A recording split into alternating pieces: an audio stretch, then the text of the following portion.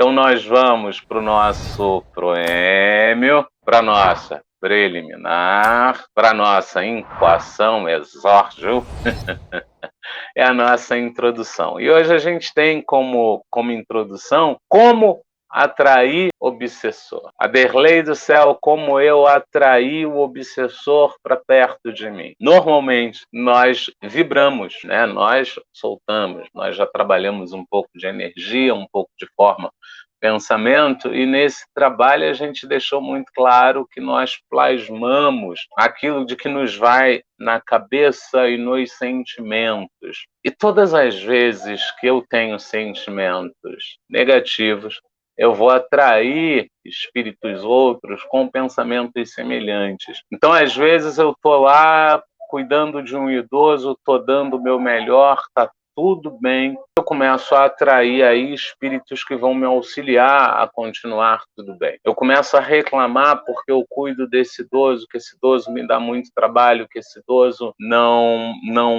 tem gratidão pelo que eu faço. Eu vou atrair, então, espíritos concordantes com essas ideias e espíritos que muitas vezes até fracassaram nessa coisa que você está fazendo, nessa tarefa que você está cumprindo. E esses espíritos, não tenham dúvidas, como eles fracassaram, eles precisam de outros fracassados para justificar o fracasso deles. Então eles começam a tentar de alguma forma te influenciar, a abandonar esse idoso. Então você bota na tua cabeça uma nova meta de vida: eu vou mudar, eu vou passar a fazer exercício, eu vou passar a me cuidar, eu não vou ser essa pessoa sedentária que eu sou, eu vou começar a aproveitar melhor os meus dias. Nessa hora você atrai a espiritualidade amiga para que esta te dê estímulo, esta vai abrir caminhos. Se você não tem dinheiro para a academia, eles te mostram um grupo que exercita sozinho, que tem um professor que cobra mais barato, enfim, eles vão criar meios daquilo se concretizar. Por outro lado, se você começa a dizer: cara, que cuidar do corpo nada, que cuidar da saúde nada, puxa vida, isso é coisa de bobão, tô bem aqui, bem, com a minha lata de cerveja, com a minha barriga, tô tão feliz com tudo isso. Então você vai atrair entidades que concordam com isso, e elas vão procurar fazer com que cada vez mais você fique no sofá, cada vez mais você ingira mais cervejas, cada vez mais você se abandone, você largue de você. E é dessa maneira que você vai atrair o obsessor. Você está no teu trabalho, o teu trabalho, quando você entrou, ele era o melhor trabalho do mundo. Mas aí você começa a criticar você começa a achar que trabalha demais, você começa a achar que aquilo não é produtivo, então aquelas pessoas que concordam com isso vão se unir a você. E devemos entender aqui por obsessor não somente os desencarnados, mas igualmente os encarnados, porque existe a obsessão de encarnado para encarnado. O encarnado para o encarnado é aquela pessoa que diz para você diz: nossa, eu trabalho tanto naquela empresa, não sou reconhecido, porque essa é a sua visão. Às vezes, todos reconhecem o teu trabalho, todos reconhecem, as pessoas só não comentam da maneira que você acredita que elas devam comentar, mas elas sempre te procuram quando a coisa está ruim, elas sempre te procuram quando as ideias são falhas, né? Elas sempre te procuram quando um processo não está completo. Aquilo ali são elas te dizendo: olha, você é o melhor nisso, são elas reconhecendo o seu papel dentro daquele contexto. Mas como você não entende isso como sendo um beneplácito, alguma coisa positiva, então pessoas outras começam: se eu fosse você, eu não faria isso não. Se eu fosse você, eu deixaria quieto, eu não, sabe? Deixa para outro fazer, não é a tua função, não faça. As pessoas começam então a te obsediar, e é dessa maneira que você vai atrair o teu obsessor, ou o obsessor do outro, porque também tem essa. Você vai atrair um obsessor que vai ser teu, ele vai grudar em você, ele vai trabalhar em você, ele vai começar a te influenciar. O obsessor às vezes está grudado a outra pessoa, mas você passa e ele acha que você é muito mais interessante que o outro, então você pega o obsessor do outro. E não tem como. Você vai precisar estar vigiando e orando e acreditando acreditando que aquilo que você desempenha é sim algo positivo. Você vai precisar ressignificar aquilo que você está fazendo. Então, a tua relação familiar não é boa, ressignifica, procurando os pontos positivos daquela relação que num primeiro momento parece não ser boa e que às vezes até realmente não é boa, mas muitas vezes não é boa muito mais por causa da tua visão, do teu entendimento, do que pelo conjunto de fato.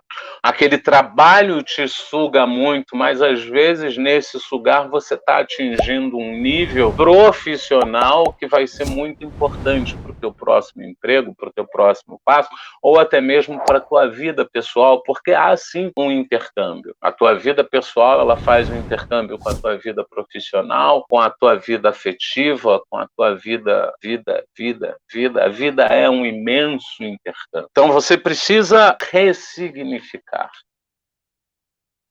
E uma outra pergunta que as pessoas fazem muito, e aqui eu isolei muito, embora eu tenha falado dela na outra lâmina, mas eu fiz questão de isolar para a gente trazer isso para um nível claro de consciência. O que o obsessor quer de mim? Nós temos aí vários tipos de obsessores, nós temos uma live sobre obsessão. Uma das primeiras que a gente fez aqui, foram três semanas falando só de processos obsessivos, obsessores, obsidiados, tudo isso. O obsessor, ele quer a sua energia, ele quer a sua concordância, o seu companheirismo. A gente entra num grêmio sem fins lucrativos, por quê? Idealismo. O obsessor quer o seu idealismo. Então, se você se incomoda ao cuidar das crianças que lhe foram confiadas e o obsessor fracassou nisso, ele quer que você também fracasse. Um outro obsessor que vai estar ali também, ele vai querer simplesmente aquela energia que você emana quando você reclama de cuidar daquelas crianças. Se há um ambiente de trabalho, o obsessor ele se alimenta desse disse-me-disse, ele se alimenta das metas não atingidas,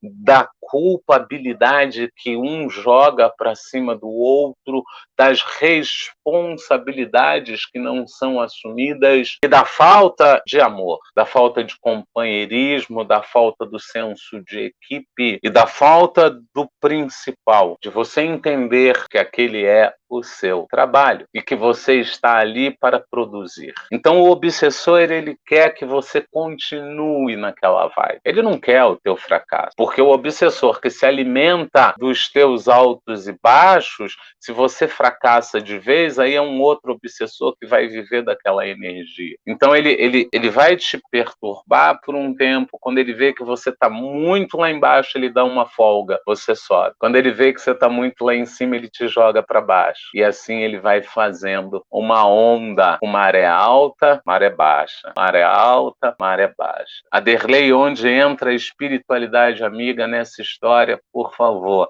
A espiritualidade amiga está só esperando a hora que você pedir ajuda e se abrir para essa ajuda. Porque usando o trabalho como exemplo, muitas vezes a gente acha que é o melhor da nossa equipe. Muitas vezes a gente acredita de verdade que não tem ninguém ali melhor que a gente. Muitas vezes a gente acha que é o pior da equipe, que não está à altura de estar naquela equipe. Pô, aqui só tem gente boa, cara, olha, eu não acrescento. Gente, se você está ali, é porque você faz a diferença. E se você acredita que não faz diferença, identifica os pontos que você precisa estudar para melhorar, comece então a estudá-los e melhorá-los. Para ser um bom colaborador, você não precisa estar trazendo ideias sempre. Para ser um bom colaborador, você precisa cumprir aquilo de que foi contratado entre você e o contratante. Eis a premissa. Ir além é um bônus para o contratante, para você, dado o reconhecimento disso. Então, o obsessor, ele vai o tempo todo querer de você aquilo que você dá para ele. Eis a resposta. O obsessor quer de você aquilo que é negativo você dá para ele. Porque o que for positivo, você vai atrair a espiritualidade amiga. E por padrão, a espiritualidade amiga tende a querer te elevar ainda mais. Então, ela vai trazer um pouco mais de trabalho para você. Trabalho esse que vai ser dignificante, que se você fizer aquela ressignificação lá atrás, você até vai gostar daquele trabalho. Coisas que antes você não dominava, você vai passar a dominar. Ideias que antes você não tinha, você vai passar a ter. Visões que antes eram complexas para você, agora passam a ser visões corriqueiras e claras. Mas o que o obsessor quer é o que você dá. Então, se você passa a dar menos, aquele obsessor tende a se afastar. Se você conversar com um policial sobre roubo, ele vai dizer para você: não facilita. Ladrão gosta de coisa fácil. A grande maioria dos ladrões gostam de facilidade, eles não gostam de muito trabalho. Então, se você aumenta o muro um pouco mais, o ladrão já olha e diz: olha, essa casa eu não quero. Se você bota cerca, arame, sei lá, o ladrão já olha e diz: além do muro alto, eu vou ter que passar a cerca. Não vale a pena, não. Aí o teu vizinho tem um muro baixinho, tem um portão que nem chave tem, o ladrão olha e diz: é esse aqui. Vou entrar facinho, entro, pego, saio e acabou. A mesma coisa é o obsessor. O obsessor, ele vive em ciclos. Então, periodicamente, ele vai te visitar para ver se você tem alguma coisa para ele. Lembra lá, os cobradores de impostos passavam periodicamente? O pessoal mais antigo aqui deve lembrar dos vendedores, dos mascates, né, que passavam na porta da gente. Bom dia, bom dia, bom dia, madame. Bom dia, bom dia, bom dia, madame. Aí ele levava coxa, ele levava travesseiro, ele levava tapete, ele levava tudo isso e te cobrava, óbvio, bem mais do que você ter o trabalho de ir até a loja, mas ele te deixava parcelar em infinitas vezes. Nem tinha valor de parcela. Então ele passava uma vez, duas, três, quatro vezes por mês na tua porta e ele pegava o que você tinha. Olha, hoje eu tenho R$10. Ele anotava lá na tua fichinha que você tinha menos R$10. Como ele tinha cobrado muito alto, era muito óbvio. Deixa eu tirar aqui, que isso aqui é feia. Era muito. Pode deixar. Não, pode deixar. Era muito óbvio que. Era muito óbvio que com pouquíssimas parcelas ele já tinha recebido. Mas ele aceitava receber em infinitas parcelas. Normalmente, no meio, com um terço você já pagou o produto, o resto para ele era só lucro.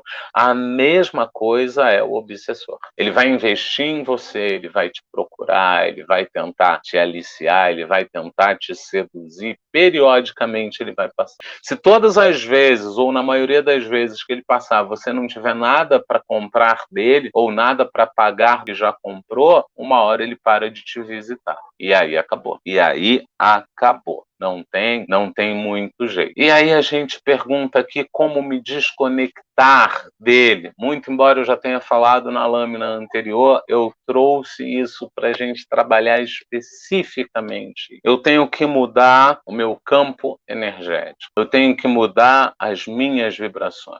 Palavras de baixo calão atraem uma energia negativa. Falar mal do outro, reclamar do outro atrai. Julgar sem ter material suficiente para isso e ainda com a intenção de condenar, atrai. Eu começar a reclamar daquilo que eu me propus a fazer, atrai. Se eu vibro no negativo, atrairei energias negativas. Como me desconecto dessas energias, Aderlei, vibrando no positivo, para o bem chegar. O bem, ele chega, ele expande e vai botando tudo para fora. Não tem como. Então começa a mudar, começa a pensar e começa, sobretudo, a entender que é importante você não desistir de você. É muito importante esse trabalho de acolhimento, de autoacolhimento, de autoafago. É muito importante isso, é muito importante.